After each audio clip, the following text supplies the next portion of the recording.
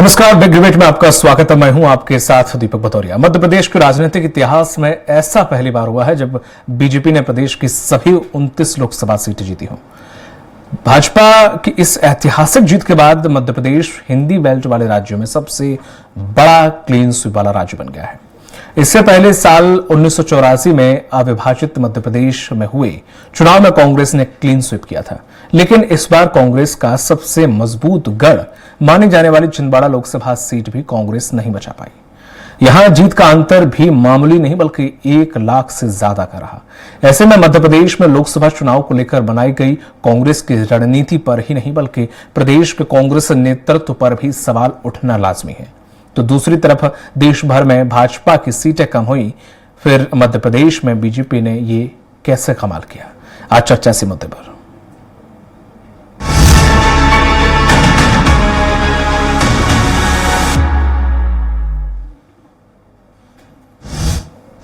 मध्य प्रदेश में बीजेपी का clean sweep, Congress का हुआ सुपड़ा साफ। 26 साल बाद छिंदवाड़ा में खिला कमल, दिग्गी समेत सभी दिग्गज हुए ढेर। जी हां, देश भर में लोकसभा चुनाव के नतीजे भले ही भाजपा की उम्मीदों के उलट आई, लेकिन मध्य प्रदेश में बीजेपी ने नया रिकॉर्ड बना दिया है। मध्य प्रदेश के इतिहास में पहली बार बीजेपी सभी 29 लोकसभा सीट जीतने में कामयाब रही। तो दूसरी तरफ कांग्रेस ने मध्य प्रदेश के इतिहास में अब तक का सबसे शर्मनाक प्रदर्शन किया और प्रदेश में अपना खाता तक नहीं खोल सकी। कांग्रेस को 29 में से 1 सीट तक नसीब नहीं हुई।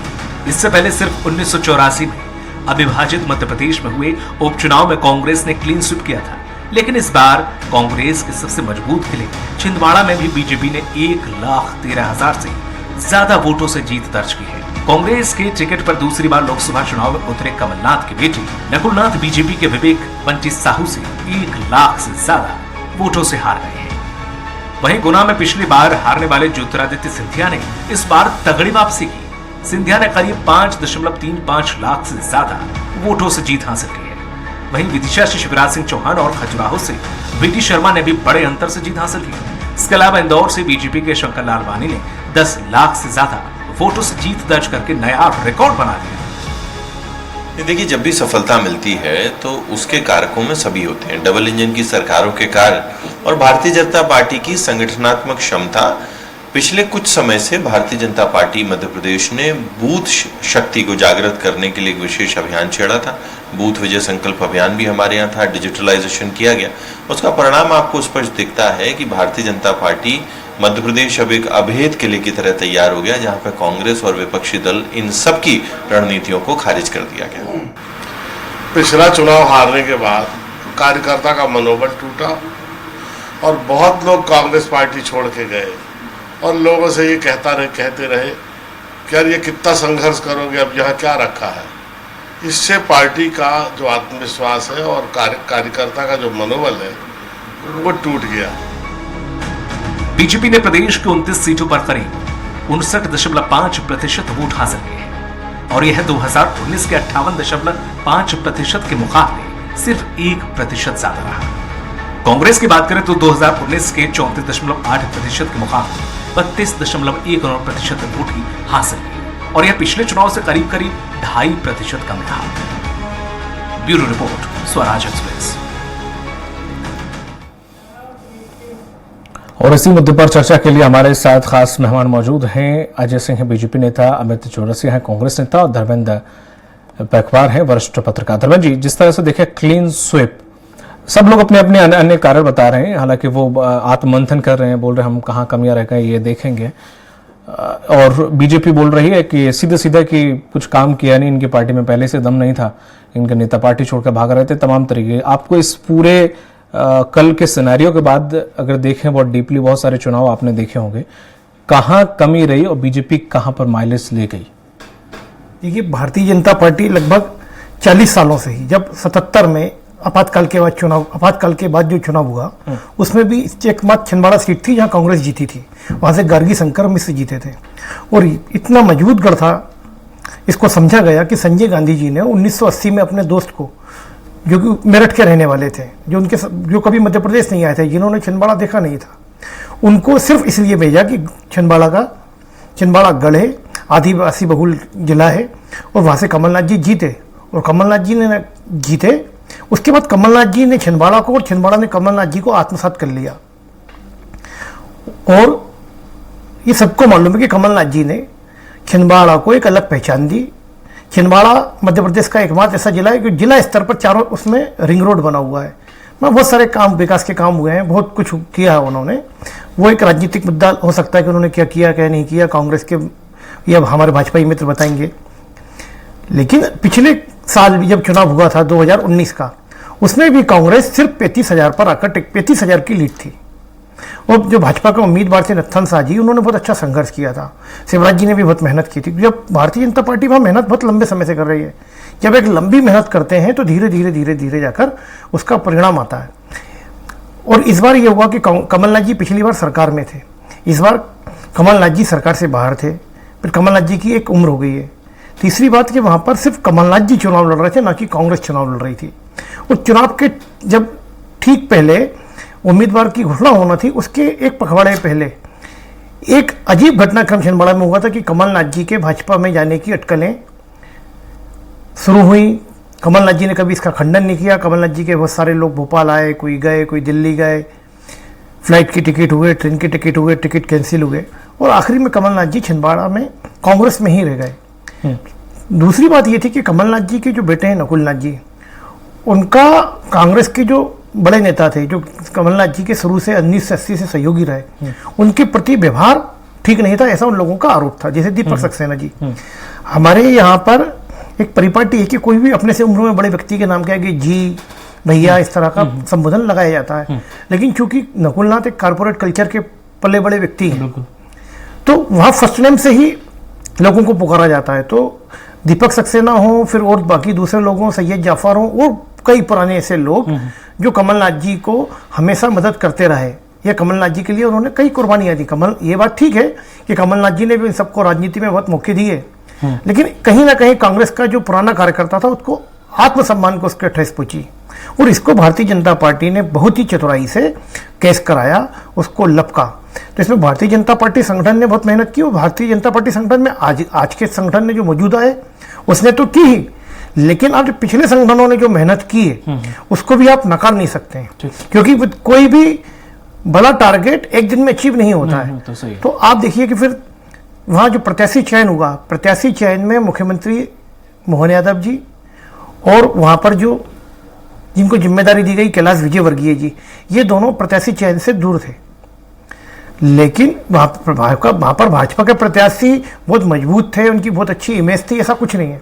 मान विशुद्ध तौर पर भाजपा की रणनीति, मोदी जी का चेहरा, वो भारतीय जनता पार्टी जीती।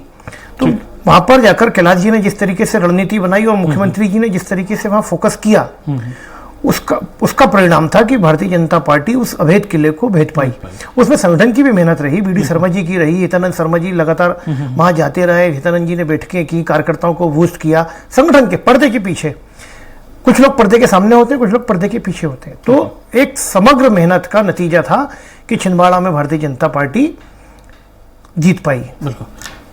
जिस तरह से अमित चौरसिया जी अब तो ईवीएम के बहाने या उसके पीछे भी नहीं छुप पाएंगे कि ईवीएम में दिक्कत थी, हमारे साथ ये हुआ, हमारे साथ वो हुआ, जो अब तक होता रहा है, चाहे हम विधानसभा चुनाव देखें, चाहे उससे पहले लोकसभा चुनाव देखें। वो तो अच्छा रहा कि आपकी इंडिया गठबंधन की सीटें थोड़ी अच्छी आएंगी, वरना फिर से ईवीएम बीच में आ जाती।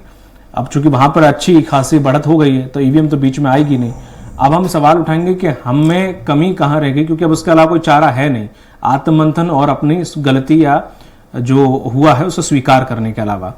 कहाँ कमी रही, कहाँ गलती हुई, क्या नेताओं को वक्त चुनाव प्रचार में नहीं दिया गया क्योंकि उन्हें पार्टी बना के उतार दिया गया प्रत्याशी के तौर पर मैदान में, चाहे वो दिग्विजय सिंह हो, चाहे वो देखें कमलनाथ जी हो, वाला के अपने गढ़ में वो लगे रहे, कांतिलाल भूरिया हो, तमाम जो बड़े नेता थे वो सिर्फ प्रत्याशी बन के वो चूंकि अपने ही गढ़ में प्रचार प्रसार में लगे रहे। ये भी एक कारण है, या आप लोग क्या मानते हैं, मेन वजह क्या रही? देखिए, मध्य प्रदेश की बात करें तो बहुत विस्तृत बात मैं रखना चाहता हूँ। इस तरह से विधानसभा चुनाव में 160 सीटों के सर्वे के आधार पर कमलनाथ जी की सरकार की वापसी दिखी। कांग्रेस के कार्यकर्ता बहुत उत्साहित थे, सरकार की वापसी थी, लेकिन क्या हुआ, परिणाम उसके विपरीत आया। कांग्रेस का कार्यकर्ता अति उत्साहित हो चुका, मनोबल टूटा, और ठीक उसके बाद नेतृत्व परिवर्तन हुआ, लोकसभा की रणभेदी सज गई। ऐसे में जीतू पटवारी जी ने मध्य प्रदेश की कमान संभाली, और उसी के विपरीत भारतीय जनता पार्टी ने गंदी राजनीति मध्य प्रदेश में शुरू करी, जिसको दल बदल के रूप में हमने सबने देखा। तान दंड भेद सब लगा दिया गया, पूरी सरकारी मशीनरी का पूरा दोहन किया गया, पूरा दुरुपयोग किया। किसी भी तरह एन केन प्रभाव से कांग्रेस को खत्म करने की पूरी तैयारी भारतीय जनता पार्टी ने करी। भारतीय जनता पार्टी ने 370 प्रति बूथ का नारा दिया, फिर उसका हम अलग बात करेंगे, पहले दूसरे तीसरे छोटे चरण में कहीं पर भी उस लक्ष्य तक नहीं पहुंच पाया। वहीं कांग्रेस की अगर हम बात करें, हमारी कहीं ना कहीं उसके अंदर यह भी रहा कि हमको हर प्रकार के विपरीत परिस्थितियों में हमको चुनाव को लड़ना पड़ा। हमारे खाते सीज कर दिए गए, प्रचार प्रसार को लेकर जो विज्ञापन थे, दबाव प्रभाव पूरा लगाया गया कि विज्ञापन हमारे मीडिया एजेंसियों के अंदर ना लग सके।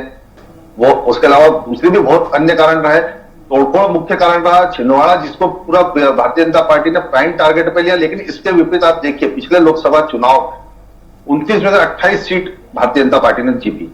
ज्योतिरादित्य सिंधिया जी जो कांग्रेस के बड़े चेहरे हुआ करते थे, जो आज भारतीय जनता पार्टी में है, वो भी चुनाव हारे। और उस समय जो चुनाव में डिफरेंस था हार का, लगभग हर सीट पे 4 लाख 5 लाख, राजगढ़ की बात करें, भोपाल की बात करें, हर सीट पे 4 से 5 लाख का अंतर था। सिर्फ छिंदवाड़ा ऐसी सीट थी जो हमने बचाई थी, जो 35,000 के अंतर से हम हारे थे।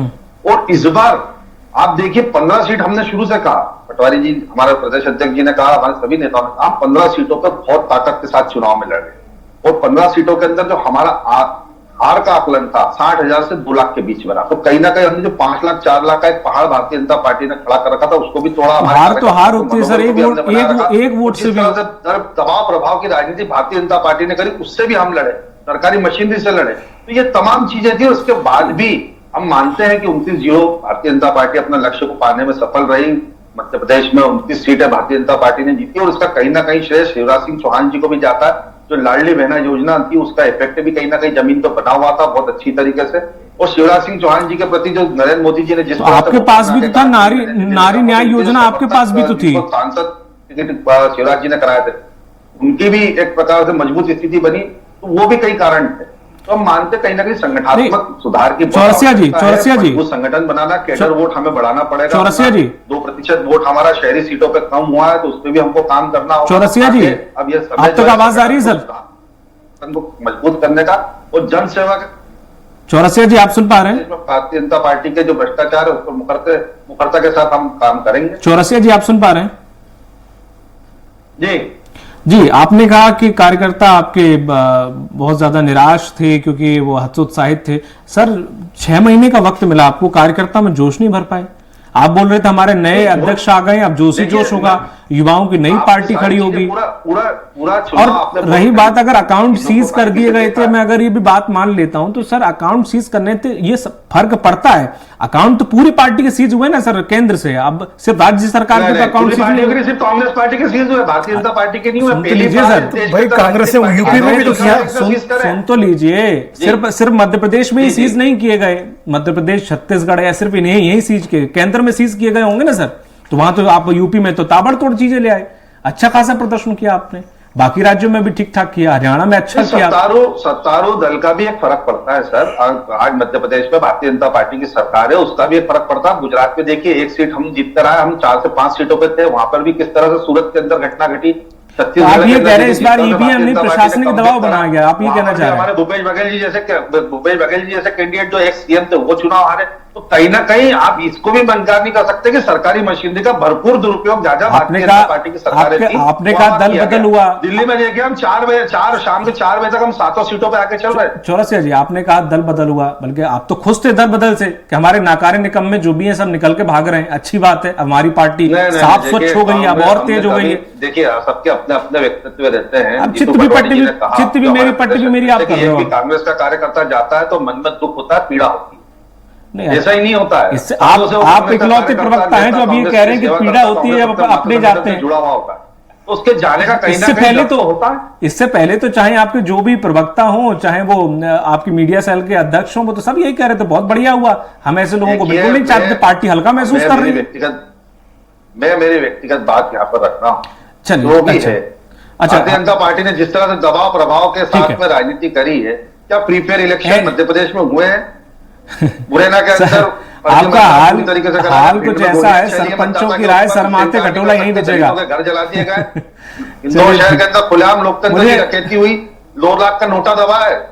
इंदौर पूरे देश में नोटा के रिकॉर्ड में सबसे ऊपर आया है। हाँ, क्योंकि नोटा की तरफ कोई देखता ही नहीं है। परिस्थितियों में चुनाव लड़े, इससे इंकार तो नहीं कर सकते, लेकिन जहां तक बात है इसमें देखिए आखिरी में अंततः तो है यही होता है कि परिणाम क्या है। परिणाम आज भारतीय जनता पार्टी 29 है, कांग्रेस 0 है, तो कहीं ना कहीं हमें हमारे अंदर भी सुधार करने की आवश्यकता है, जैसा हमारे अध्यक्ष जी ने कहा है। और एक मजबूत संगठन के साथ जो सेवा और संकल्प का हमारा हम प्रतिबद्ध प्रदेश की जनता के साथ हम करेंगे उसके लिए। अजय जी, आप जिस तरह से आपने बड़ा मध्य प्रदेश में तो देखा जाए बहुत अच्छी तरीके से रणनीति के साथ और अच्छी प्रिपरेशन के साथ काम किया, इसमें कोई दो राय नहीं है।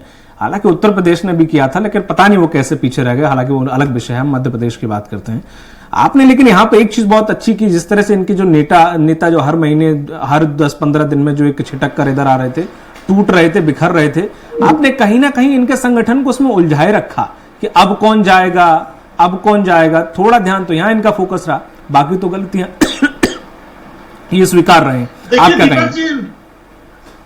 दीपक जी, मध्य प्रदेश में जनता का आशीर्वाद, भारतीय जनता पार्टी, प्रधानमंत्री मोदी जी और डॉक्टर मोहन यादव जी की डबल इंजन की सरकार को मिला है। जीत का अंतर देखिए कि न केवल हम 29 सीटें जीते हैं, बल्कि मतों का प्रतिशत भी 60% भारतीय जनता पार्टी को और कांग्रेस पार्टी केवल 32% मतों के अंतर पर सीमित हो गई। 28% मतों का अंतर एक इतना बड़ा अंतर है जिसमें समझा जा सकता है कि कांग्रेस पार्टी कहीं भी चुनावी मैदान में नहीं थी। मध्य प्रदेश में 13 लोकसभा सीटें 4 लाख से ऊपर भारतीय जनता पार्टी जीती है। कांग्रेस जमीनी सच्चाइयों को न समझ पाई और न कांग्रेस के नेता अभी जमीनी सच्चाइयों को समझ पा रहे हैं। कांग्रेस के बड़े से बड़े नेता रीति से असंतुष्ट होकर पार्टी छोड़ते हुए देखिए, चाहे पचौरी जी जैसे पूर्व अध्यक्ष हो, चाहे 3 विधायक हो, कई पूर्व विधायक और लाखों की तादाद में कार्यकर्ता, तो कांग्रेस के बड़े बड़े नेताओं ने हमेशा कहा